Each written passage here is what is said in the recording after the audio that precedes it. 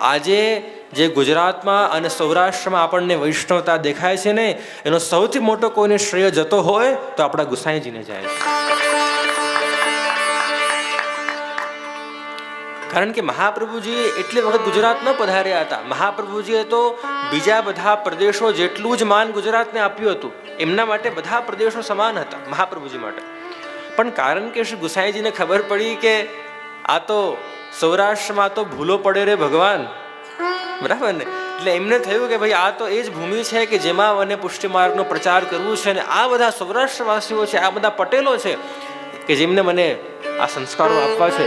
એટલે ગુસાઈજી 6 વખત આ બધા માટે, તમે જુઓ, તમને આજે ઓરિસ્સામાં કે આંધ્રપ્રદેશમાં કે મધ્યપ્રદેશમાં કે મેઘાલયામાં કે ત્રિપુરામાં તમને એટલા બધા વૈષ્ણવ ન દેખાય જેટલા તમને ગુજરાતમાં અને સૌરાષ્ટ્રમાં દેખાય છે.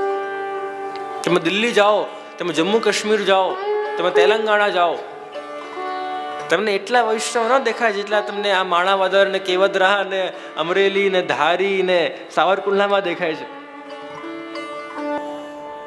કારણ છે શ્રી ગુસાઈજીનું પરિશ્રમ, કારણ છે શ્રી ગુસાઈજીનું આ બધા ઉપર કૃપા કરવાનો વિચાર. એટલે આજે સૌરાષ્ટ્રનો સમાજ સૌથી મોટો કોઈનો ઋણી હોય તો આપણા શ્રી ગુસાઈજીનો ઋણી.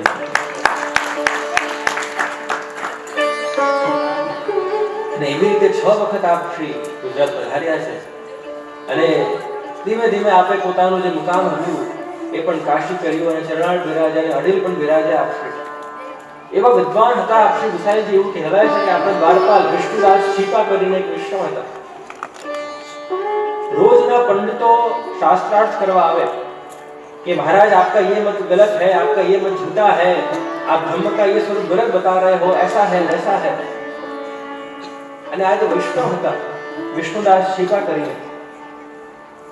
પોતાના ગુરુની એમને ચિંતા છે કે મારા ગુરુ એટલો બધો પરિશ્રમ લઈ રહ્યા છે અને આખો દિવસ આ બ્રાહ્મણો સાથે વિદ્વાન સાથે શાસ્ત્રાર્થ કરે છે. પોતે પણ ભણેલા હતા.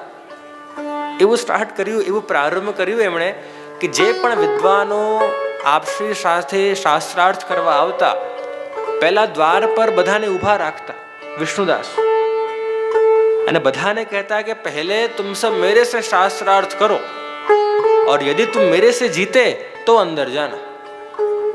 અને એવું કહેવાય છે પ્રિયજનો કે 95-90% વિદ્વાનો તો દ્વારપાલથી જ પરાસ્ત થઈ જતા હતા. આપણા વૈષ્ણવ પણ એટલા વિદ્વાન હતા, એટલા વલ્લભકુળના પરિશ્રમનો વિચાર હતો કે રોજ રોજ આપને શાસ્ત્રાર્થ ન કરવું પડે એટલા માટે પોતે એટલું ભણ્યા અને પોતે જ પંડિતો અને બ્રાહ્મણો હતા એ બધાને પરાસ્ત કર્યા છે. અમુક દિવસો વીત્યા તો ગુસાઈજીએ વિચાર કર્યું કે મારી પાસે વિદ્વાનો જે શાસ્ત્રાર્થ કરવા આવતા હતા બધા અચાનક બધા ક્યાં ગાયબ થઈ ગયા. અને ત્યારે ખબર પડી છે કે कृपानाथ आपको वो सेवक है विष्णुदास छिपा, वो जो भी विद्वान आए उनको बाहर ही रोक दे रहे हो है और सब उनको खुद ही हरा दे, आपके पास कोई को आवा ही नहीं दे रहा है. અને ત્યારે શ્રી ગુસાઈજીએ વિષ્ણુદાસને બોલાવ્યા અને કહ્યું કે દેખો ભાઈ, હું તારી સેવાનું ખૂબ માન કરું છું, પણ અમે લોકો ગૌ બ્રાહ્મણ પ્રતિપાલ છે. ગાયોનું અને બ્રાહ્મણોની રક્ષા કરવી એ અમારા બધાનું કર્તવ્ય છે. એટલે તું એવું ન કરતો હવેથી, અને જે પણ વિદ્વાનો આવે એને મારી પાસે આવવા દે અને હું એ બધાને પરાસ્ત કરીશ. કારણ કે બ્રાહ્મણોનું સન્માન કરવાનું અમારું કર્તવ્ય છે.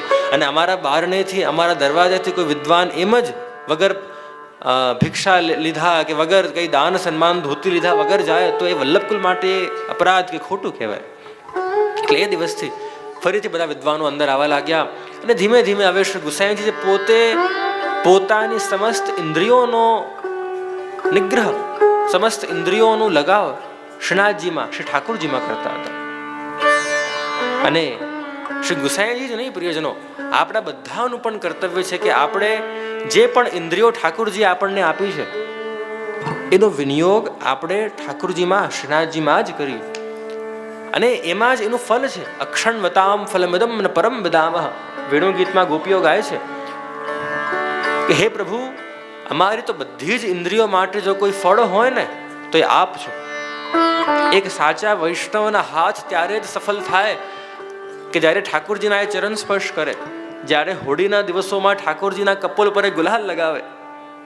એક સાચા વૈષ્ણવની આંખ ત્યારે જ સફળ થાય કે જ્યારે એ ઠાકોરજીના દર્શન કરે, એક સાચા વૈષ્ણવના પગ ત્યારે જ સફળ થાય કે જ્યારે દોડી દોડીને મંદિરમાં હવેલીમાં દર્શન કરવા જાય. એક સાચા વૈષ્ણવના કાન ત્યારે જ સફળ થાય કે જ્યારે આવા આયોજનોમાં, શિબિરોમાં આવીને વચનામૃતનું શ્રવણ કરે.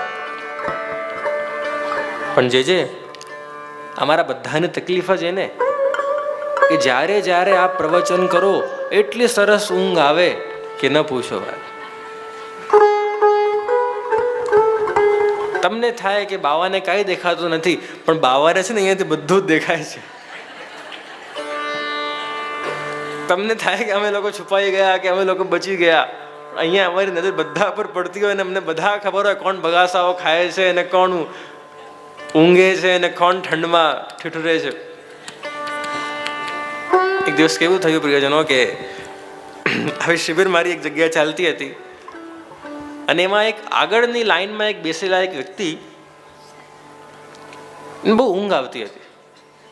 એટલે હું પ્રવચન કરતો હતો તો આખા 2 કલાક મારી સામે બેસીને ઊંઘ્યા છે.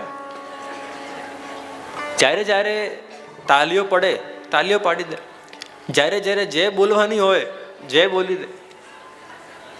હવે વચનામૃત પૂરા થયા અને મારી પાસે આવ્યા. જે આજે તો મને વચનામૃતમાં એટલો આનંદ આવ્યો કે ન પૂછો વાત. મેં કહ્યું, તમને આનંદ આવ્યો આજે વચનામૃતમાં? તો કે હા જોજે, મને આજે તો એટલું આનંદ આવ્યું છે કે આપ ન પૂછો વાત. તો મેં કહ્યું કે અરે પણ ભાઈ, પણ મને તો દેખાતું હતું કે તમે વારંવાર ઊંઘતા હતા. તમે સાંભળ્યું ખરી કે તમે ઊંઘતા જ હતા? અરે જે આપ એવી કેવી વાત કરો છો? કોણ ઊંઘતો હતો? હું તો આંખ બંધ કરીને ઠાકોરજીના વિરહનો અનુભવ કરતો હતો. આપ બધા પણ બહાનાઓ આપવામાં ક્યાં ઓછા પડો. સ્પષ્ટ દેખાય છે કે ઊંઘે છે, પણ છતાં એટલા ચતુર કે તારીફ પણ કરવા આવ્યા અને પાછા એવું પણ કહે છે કે હું ઠાકોરજીના વિરહનો અનુભવ કરતો હતો. ઠીક છે, કહેવાની વાત છે પ્રિયજનો. તો આવા શ્રી ગુસાઈજી કે જેમણે પોતાની સમસ્ત ઇન્દ્રિયોનો સાફલ્ય શ્રી ઠાકોરજીમાં લગાવીને એને કર્યું છે. અને ધીમે ધીમે જ્યાં આપનું વૈભવ વધ્યું, જ્યાં આપનું આપનું પ્રચાર વધ્યું છે, અષ્ટસખાઓની સ્થાપના આપે કરી. કુમનદાસજી, સૂરદાસજી, ગોવિંદ સ્વામી વગેરે અનેક અષ્ટસખાઓ થયા. મંદિરના અધિકારી કૃષ્ણદાસ અધિકારી તરીકે આપે નિયુક્ત કર્યા છે.